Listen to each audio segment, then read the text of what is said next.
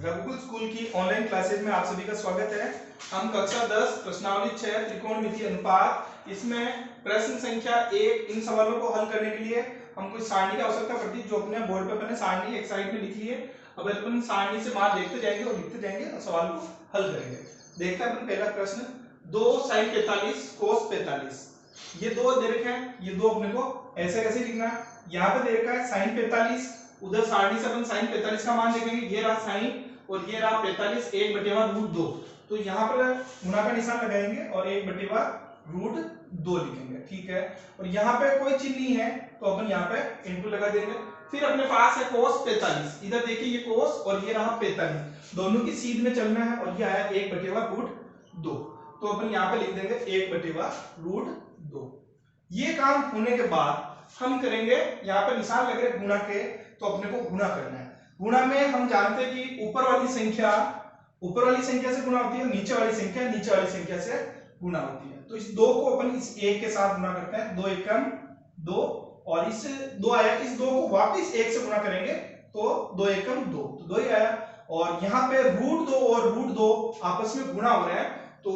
हमारे को 2 प्राप्त होते हैं। अब आपको याद रखना है हमेशा ऑलवेज, √2 को √2 से गुणा करेंगे तो अपने को 2 प्राप्त होंगे। इसी प्रकार से √3 को √3 से गुणा करेंगे तो हमेशा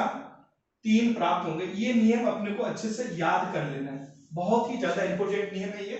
और अब इसको गुणा कर लेते हैं, नीचे √2 को √2 से गुणा कर रहे हैं तो अपने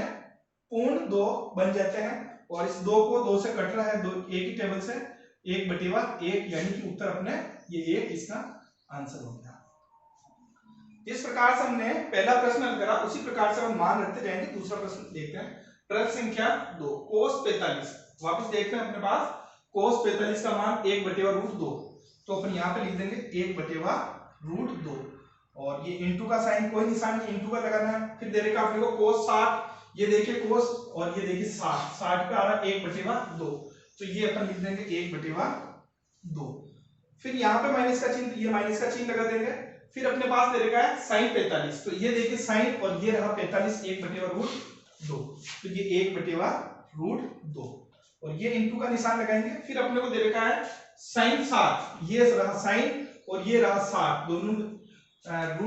√3/2, तो ये लिख देंगे √3/2। और ये हमारा काम हो गया, मान रखने का काम अपन ने सुनिश्चित कर लिया है। अब हमारे को यहाँ पे चिन्हों का ध्यान रखना है, यहाँ पे चिन्ह माइनस का भी आ रहा है, गुणा का भी आ रहा है, लेकिन बोर्ड मार्क्स का नियम कहता है कि पहले भाग को हल करना फिर गुणे करना है। इन चीजों को अपन स्टेप बाय स्टेप हल करते हैं। तो यहाँ पे गुणे और माइनस दे देगा, तो पहले अपन गुणा को हल करेंगे। इस 1 को गुणा कीजिए, 1 एकम 1, और इन दोनों का अपन गुणा करते हैं। तो ध्यान रखना, रूट वाली संख्या से गुणा नहीं होगी, तो आपको इस प्रकार से लिखना है 2 एकम 2, यहाँ पे कुछ नहीं होता 1 होता, तो इस 2 को इस 1 से गुणा करा 2 एकम 2, और ये √2 ऐसा कैसे अपने को लगा लेना है। और ये माइनस का चिन्ह अपने ऐसे ही लगा देंगे, इसके साथ इसको गुणा कीजिए, ये आ गया अपने √3, यानी इसके आगे कुछ भी नहीं, मतलब 1, तो 1 एकम 1 का 1 लिखते नहीं, वैसे ध्यान रखना। और अब हम देखते हैं 2 को √2 को आपस में गुणा करते हैं, तो ये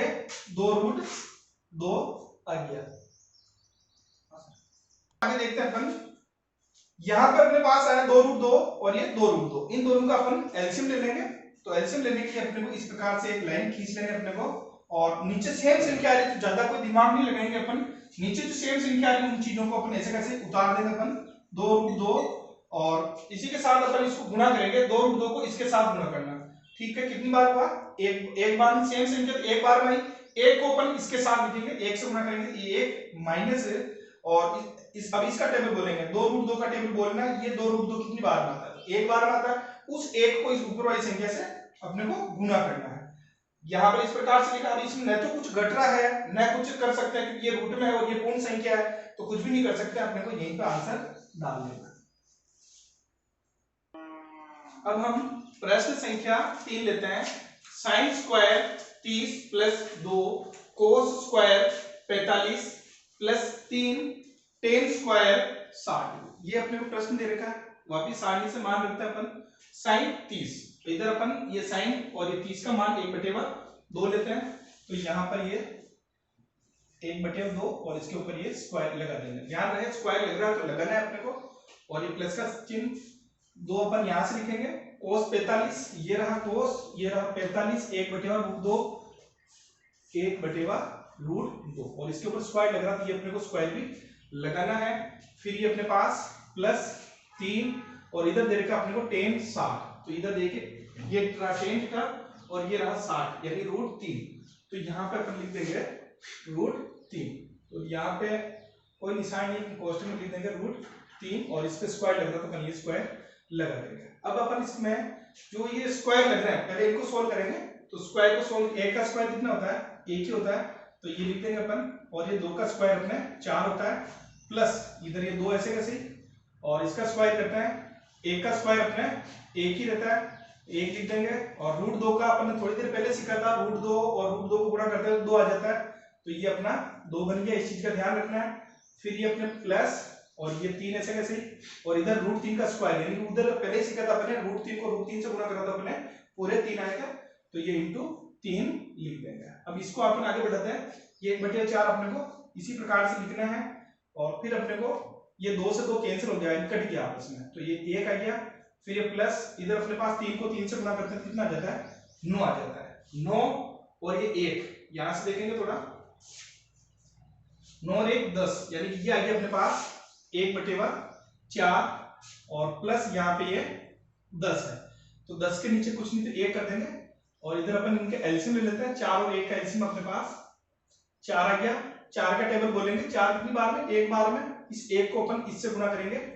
तो ये 4 एकम 4, 1 बार में, 1 को 1 से गुणा कीजिए, 1 आया,